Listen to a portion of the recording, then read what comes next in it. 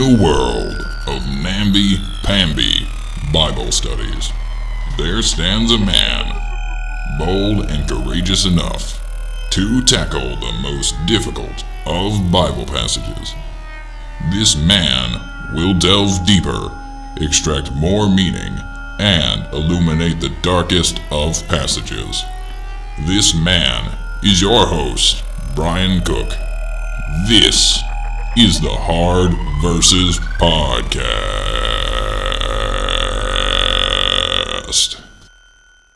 Welcome to the Hard Verses Podcast, episode 12, Mary Only in the Lord. 1 Corinthians chapter 7, verse 39. Hard Verses is a podcast not afraid to take on the harder verses in the Bible. Each week we find difficult verses in God's Word.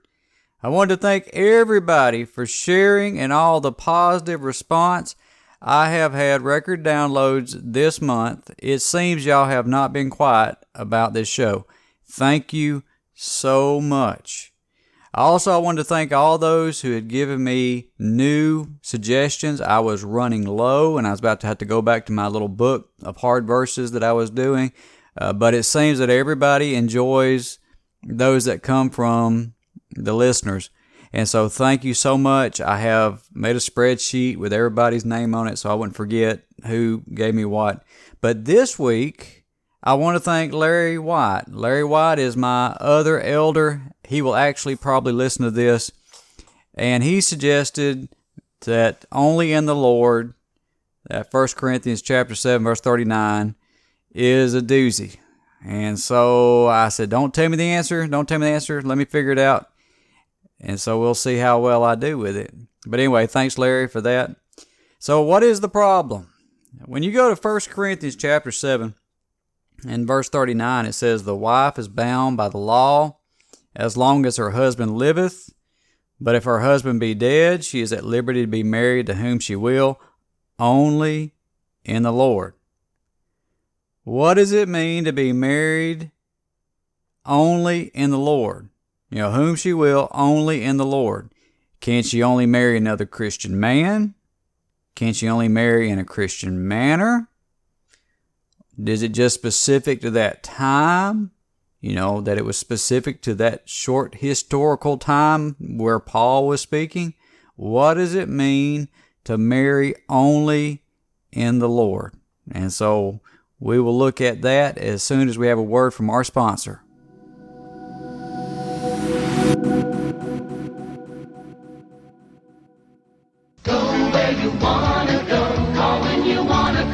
Get the lowest price ever at Radio Shack on the most powerful transportable cellular phone system. Just $7.99 when you sign up with Radio Shack's authorized cellular phone carrier. Go where you wanna go. There's nothing else to buy, and it's ready to go wherever you go. Call when you wanna call. Use in your car, or go portable and take it along. Radio Shack's complete transportable cellular phone system. Just $7.99 only at Radio Shack, the technology store.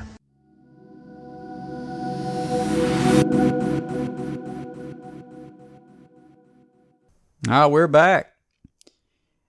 Really, the issue boils down to what does in the Lord mean and what does it modify? What does it mean and what does it modify?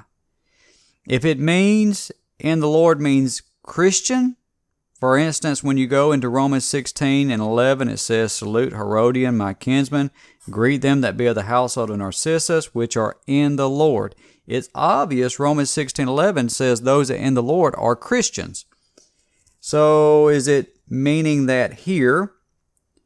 And is it modifying the man that she's to marry? For instance, if you go to the NIV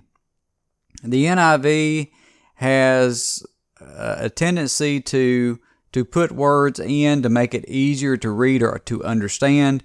And in the process of doing that, they interject their thoughts on it. It's not purely what the message, they don't allow you to make that deduction yourself. When you look at the NIV in verse 39, it says, a woman is bound to her husband as long as he lives, but if her husband dies, she's free to marry anyone she wishes, but he must belong to the Lord. Now, that would make sense as far as other verses that you could also say were relating to marriage such as 2 Corinthians 6:14, where many people say, well, you're not supposed to marry somebody that's not a Christian because you're not supposed to be unequally yoked. 2 Corinthians chapter 6, verse 14 says, Be ye not unequally yoked together with unbelievers, for what fellowship hath righteousness with unrighteousness? What communion hath light with darkness? And what concord hath Christ with Belial? What part hath he believeth with an infidel? So, and he goes on, and he's talking about why are you going to have idols with God? But again, this is not specified as talking about marriage. And I believe that it's actually specifically talking about Corinth being so wicked, pagan idolatry was so widespread that it was a tendency to become combined with it. Maybe we're misapplying that also. Could it be, the first option is, could it mean that to marry in the Lord is to marry a man that is a Christian? Now, going back to the original Greek. Now, I actually got it, my Greek book. Let me read it to you. I've been practicing my reading, so I'm going to read it to you. It says, Manon in Curio, only in Lord. And the thee is added, and the to be married, oh my goodness. Okay, never mind. We're just going Manon in Curio. That's what we got. Only in Lord.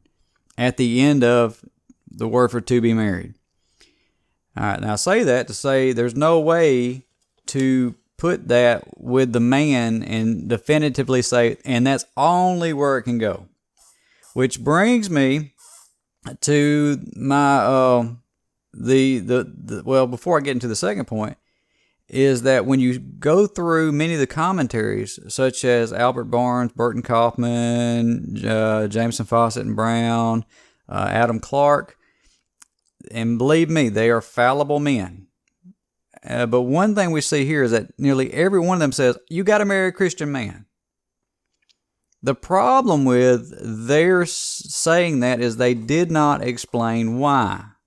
They didn't go into the details of it. And so they didn't say why that word was modifying that one, or that modified the man. Now, going to my second point. I actually had done a Google search, which sometimes is dangerous. And what occurred was there was one Jehovah's Witness site and a bunch of Church of Christ sites.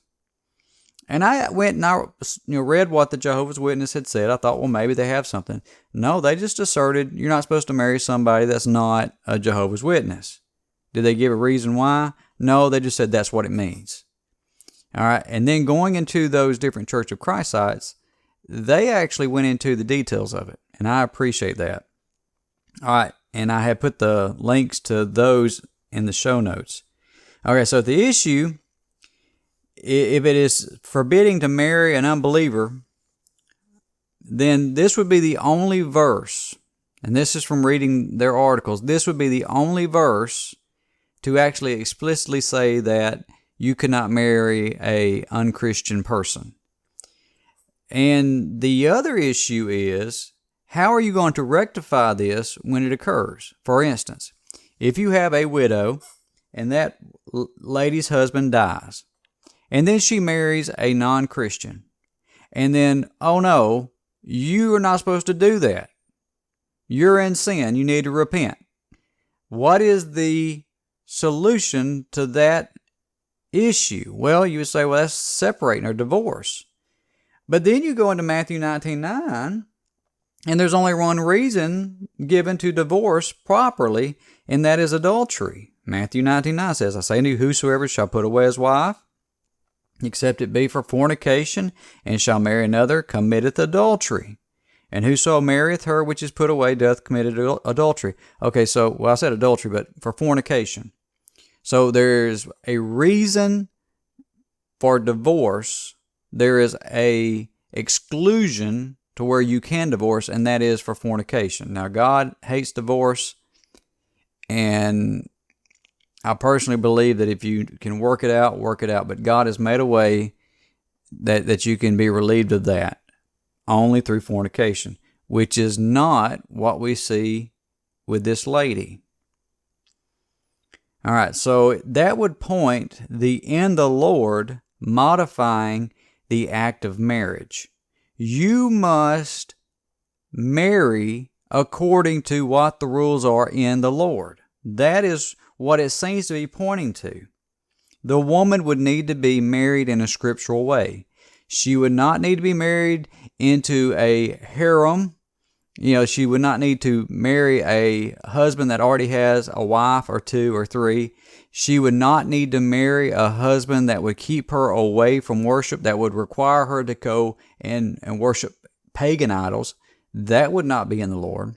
She would not need to marry someone that would directly affect her relationship with God.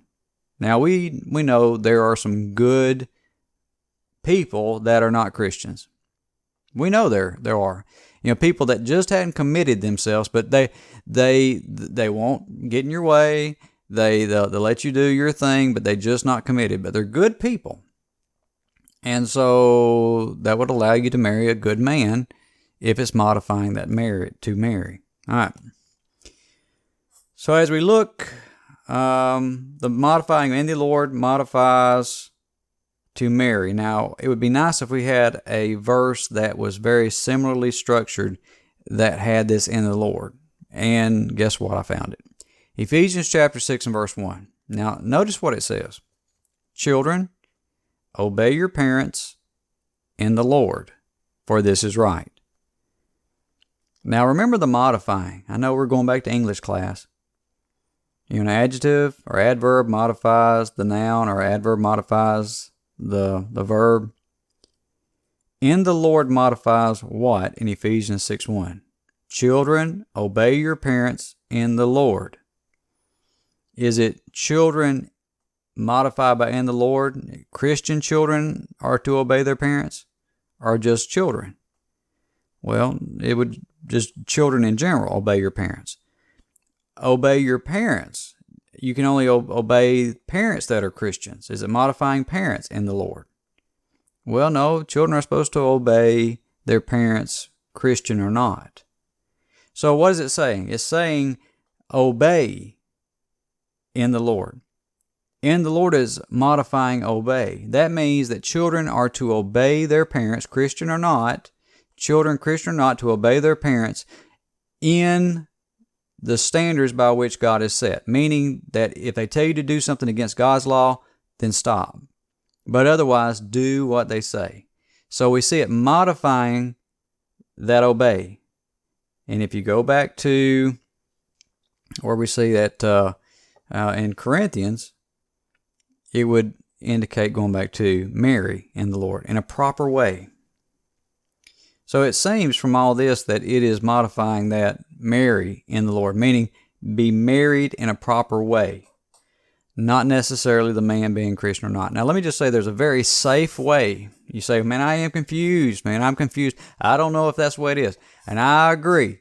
You could probably make a case for either one of them. And there's a way that's right that can't be wrong. If you are doubting, don't. It's one of those situations where if you're a widow woman and you're debating whether to marry somebody that is not a Christian, and you're reading that, I don't know, don't. There's a way that's right that can't be wrong. But for me to sit here and say, no, you can't marry, well, it goes against other scriptures. Now, there is one more argument. What then? And I didn't give it a lot of time in my notes or study, but it's stating that this is only applying to that time before that upcoming distress. Meaning that because of the situations right there in Corinth, of the things that are about to occur to them in Corinth, shortly about to happen, don't do this. And I can see that as far as not marrying. He said it's good not to marry, but he said it's for the coming distress. Meaning that if there's going to be hard times, you do not want to have to take care of a wife or husband or children during those hard times. You would need to wait till after those hard times. I can see that, but not on this. All right, so lessons for us today. We need to be living our lives in the Lord. That's the only message I really thought of in this. That means we need to be living our lives according to what God says. Now that you say that has nothing to do with marrying, whatever. No, I'm just saying as a way of life. Live your life according to the Lord in His way. You can't go wrong. All right, I've added in here tools I used. I've got all my articles. I've got my eSword modules. Go and look in the show notes and see what I used. And then you can go and study yourself and see what I'm talking about. Now, as far as something that you need to do, let me tell you what's up. YouTube, my YouTube channel is up and running. And you're saying, that sounds great. It is. So, what's on my YouTube channel? Basically my podcast with a picture. That's it. But if you want to have this content on YouTube and listen to it as you're sitting at your desk, it's Hard Verses. That's it. That's the name of it. Hard Verses. No podcast on it, just Hard Verses, and you'll see my picture on it. And I have all my episodes, or most of my episodes up. Also, you need to subscribe. Now, those who are on iTunes, let me take just a minute and describe how you do this. If you have an iPhone or iPad, you have iTunes. And iTunes, when you open it up, you'll see it on your iPod or iPhone. Hit iTunes. It will open up, and at the very right, top right, is a search box. It is a white box with a blue trim and a magnifying glass on the left of it. Type in there Hard Verses. And when it comes down, you'll scroll down to the podcast section and you will see my pretty face with my Parrot coffee cup. You will hit that, and when it loads, that's my iTunes page, and right below my picture is subscribe. And all you're going to do is you're going to hit that subscribe button. If you vote for me, all of your wildest dreams will come true. That's it. It's been a great month. Thank you for all the support and the encouragement. Let me know if I can help you in any way I can, but it's been a great month. I'm going to enjoy it. Downloads are up. Continue to share if you want to. If you like it and you're not ashamed of me, share it. But anyway, remember, the verse is not so hard when you have help. See you next week. No representation is made that the quality of the ministry services to be performed is greater than the quality of ministry services performed by other preachers.